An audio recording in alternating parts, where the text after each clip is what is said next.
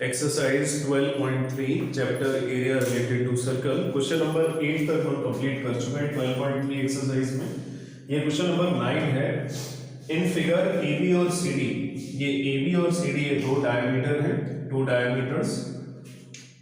Centre जिसका O दिया है परपेंडिकुलर टू ईच अदर, यानी ये आपस में 90 डिग्री का एंगल सबटेंड करते हैं। each other, OD is the diameter, OD diameter है ये छोटे वाले सर्कल का, यानी यहां पे मैं मान लेता हूं O' सेंटर होगा।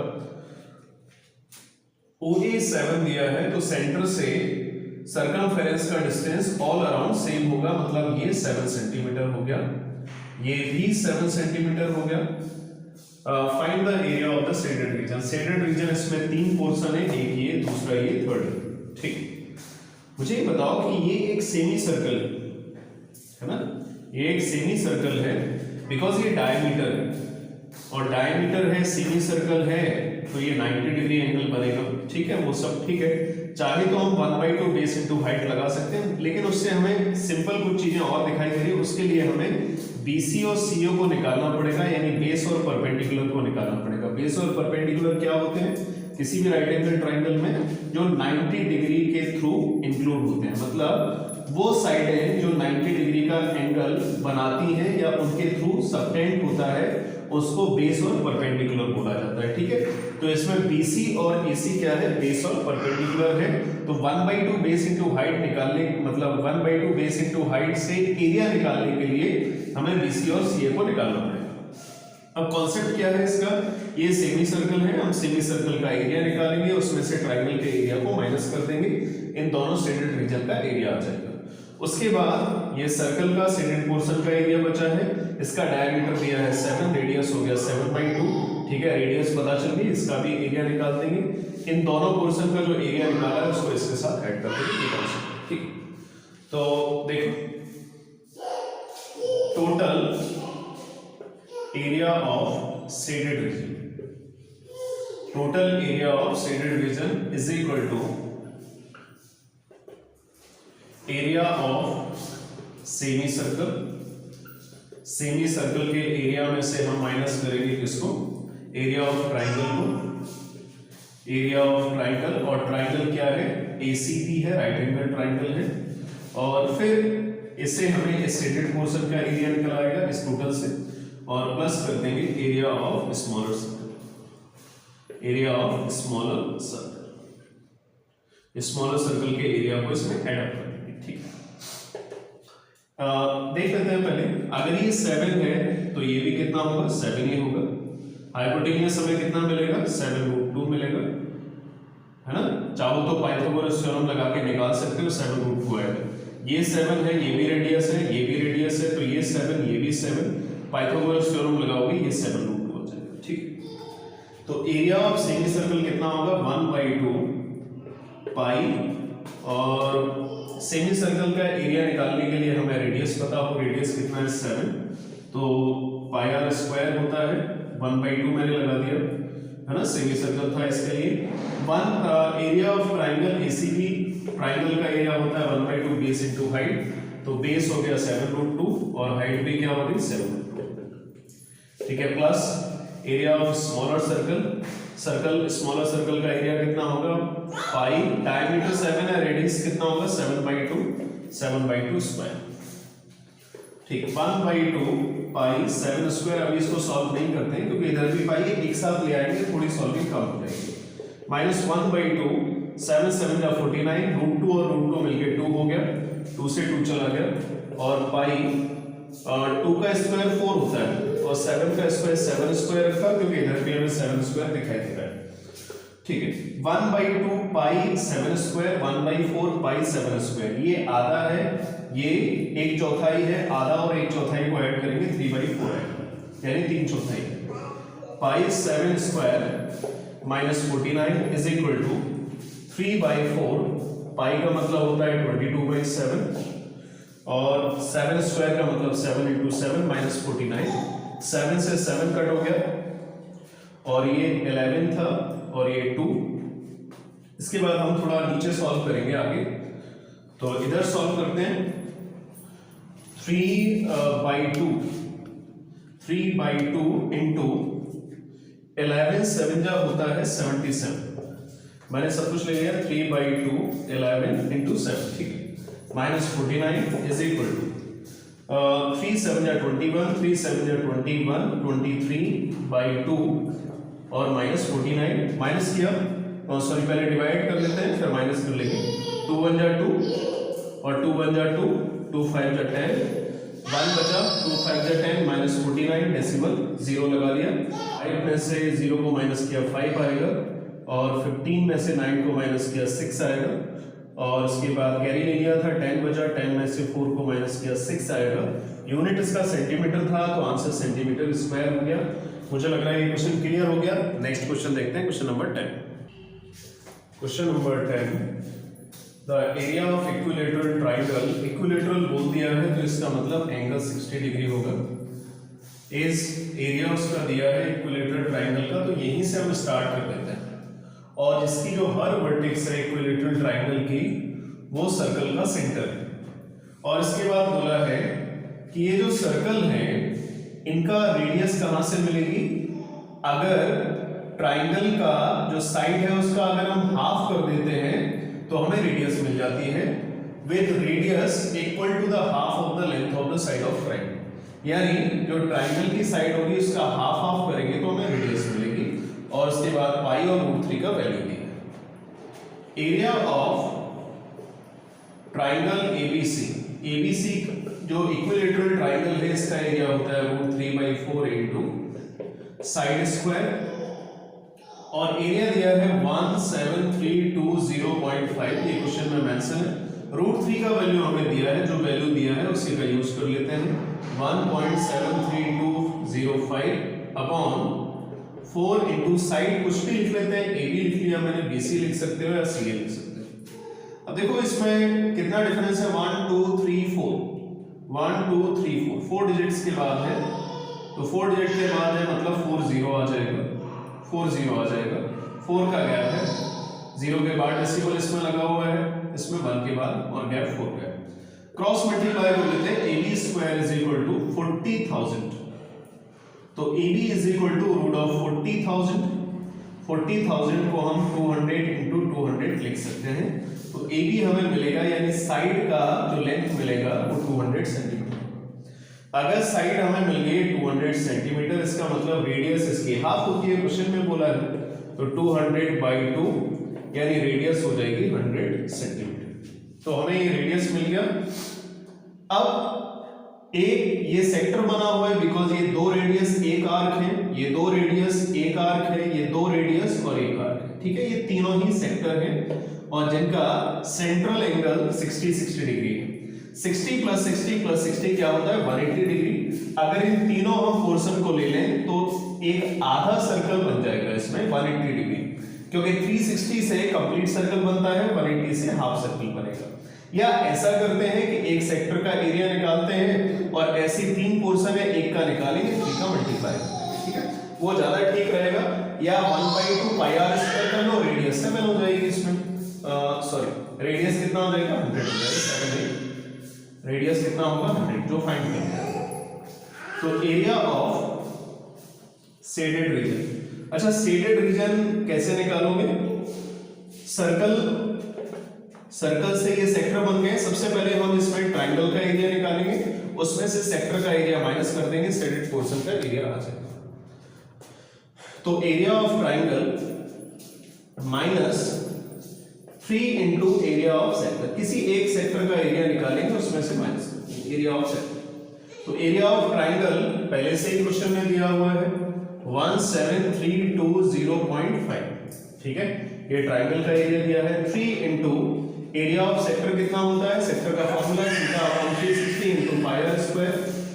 तो बस वैल्यू डालना है इसमें, तो 17320.5 माइनस 3 इंटू थीटा का वैल्यू 60 है क्योंकि इक्विलेटरल ट्राइंगल है, और पाई का वैल्यू इसमें 3.14 है, डेसिमल में ही ले लेते हैं क्योंकि पहले भी डेसिमल में ही दिया हुआ है, और रेडियस है 100 जो पहले निकाल दिया है तो इसको 100 स्क्वायर लिख दिया।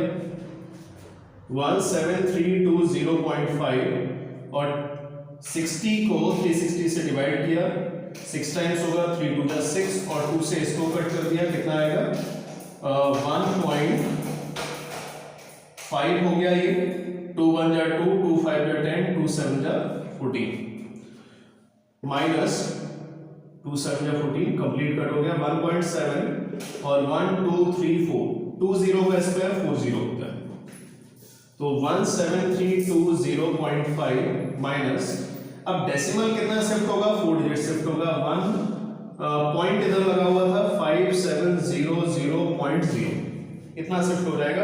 अब देख लेते हैं डेसिमल से पहले डिजिट दोनों में सेम है, 5 है, इधर भी 5 है, माइनस हो जाएगा डायरेक्ट, तो माइनस कर लेते हैं, 5 में से 0 गया 5, 0 में से 0 गया 0 और 2 में से 0 गया 2 और उसके बाद 3 यानी 13 में से 7 गया 6 आएगा और उसके बाद 6 में से 5 गया 1 आएगा। तो ये एरिया निकालना था, इसका यूनिट क्या है, इसका यूनिट था सेंटीमीटर, तो आंसर हो गया सेंटीमीटर स्क्वायर सेंटेड पोर्शन का एरिया। क्वेश्चन नंबर 11 देखते हैं। Question number 11, on a square of handkerchief 9 circular design each of radius 7 centimeter। ये जितने भी सर्कल बने हुए हैं वो 7 सेंटीमीटर के हैं। सर्कल थोड़े कम ज्यादा हैं, लेकिन अपना एनसीईआरटी से जब बुक से ये डायग्राम देखोगे तो इसमें सर्कल बिल्कुल सेम दिखाएंगे। 7 सेंटीमीटर के रेडियस के ये सारे सर्कल और ऐसे 9 सर्कल बने हुए हैं। क्वेश्चन में बोला है कि इस स्क्वायर के अंदर जो ये डिजाइन बनी हुई है, इस डिजाइन को छोड़ के जो पोर्शन है इसका एरिया कितना होगा, ये जो बीच में स्पेस है इसका एरिया पूछा है। तो देखो फाइंड करते हैं area of remaining portion, area of remaining portion. Remaining portion के लिए हमें क्या करना है, स्क्वायर का एरिया निकालना है, उसमें से ये जो स्क्वायर बने हुए हैं इनके एरिया को माइनस कर देना है, ठीक है। तो area of square minus 9 into area of circle, एक सर्कल का एरिया निकाल देते हैं और एक जैसे ही सारे होंगे तो 9 का मल्टीप्लाई करके माइनस कर देंगे, जिससे ये जो बीच के वैकेंट स्पेस है इनका एरिया निकालेंगे। एरिया ऑफ स्क्वायर साइड का स्क्वायर होता है, ठीक है। और इसके बाद और square 9 circular design each of the radius 7 centimetre. Question में कहीं पे भी नहीं बोला है कि स्क्वायर का साइड कितना है, तो ये 7, ये भी 7 14 और ये 7 ये 7 ये भी 14, ये 7 ये 7 ये भी 14 और 14 14 14 और 14 3 का कितना होगा 42, ठीक है। तो साइड कितनी होगी 42, एरिया कितना होगा साइड स्क्वायर 42 स्क्वायर है ना, स्क्वायर का 9 into area of circle pi r square होता है, पाई का वैल्यू 22/7, आर रेडियस दिया है 7, तो 7 स्क्वायर, एक 7 से 7 चला गया, 42 का स्क्वायर हम निकाल लेते हैं, 42 इंटू 42, 2 2 जा 4, 2 4 जा 8, 4 2 जा 8, 4 4 जा 16, 4 8 8 16 और 17 64 माइनस 22 9 जा करेंगे, 9 2 जा 18, 9 2 जा 18, 198 इंटू 7, 1764 माइनस 7 8 जा 56 कैरी जाएगा 5, 7 9 जा 63, 63 और 5 68 हो गया, 63 5 68 और कैरी 6 और 7 1 जा 7, ये 39।